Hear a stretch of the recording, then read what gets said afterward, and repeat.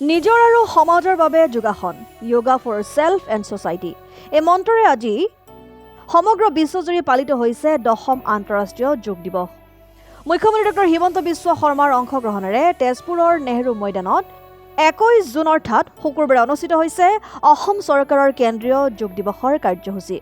অসম চৰকাৰৰ পৰিবহণ আৰু আবকাৰী বিভাগৰ মন্ত্ৰী কেশৱ মহন্ত, নগৰ পৰিকল্পনা আৰু জলসিঞ্চন বিভাগৰ মন্ত্ৰী অশোক সিংঘল, বিধায়কক্ৰমে পৃথিৱীৰাজ ৰাভা, গণেশ লিম্বু, কৃষ্ণকমল তাঁতীৰ লগতে অসম চৰকাৰৰ মুখ্য সচিব ৰবি কোটা, সেনাবাহিনীৰ 4ৰ্থ কৰৰ GOC, বায়ুসেনা SSBৰ মুৰব্বী বিষয়াসহ জিলা আয়ুক্ত, প্ৰশাসনৰ সংশ্লিষ্ট বিষয়া আৰু বায়ুসেনা, স্থলসেনা, কেন্দ্ৰীয় সংৰক্ষিত বাহিনী SSB আদিৰ বিষয়াজোৱানে এই কেন্দ্ৰীয় যোগ দিৱসত অংশগ্ৰহণ কৰি নেহৰু ময়দানত এক অনন্য পৰিৱেশৰ সূচনা কৰে।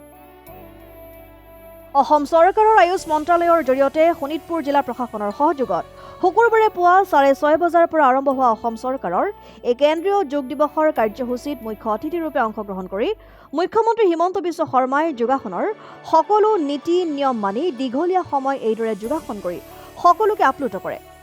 ইয়াৰ মাজতে মুখ্যমন্ত্ৰীগৰাকীয়ে অসম চৰকাৰৰ এই কেন্দ্ৰীয় যোগ দিৱসৰ বাবে ৰাইজক উদ্দেশ্যি আগবঢ়োৱা ভাষণত যোগ ক্ৰীড়াৰ গুৰুত্ব আৰু মহত্বৰ প্ৰসংগ অৱগত কৰি সকলোকে নিজৰ শৰীৰটো স্বাস্থ্যসন্মত কৰি ৰাখিবলৈ এইদৰে আহ্বান জনায়।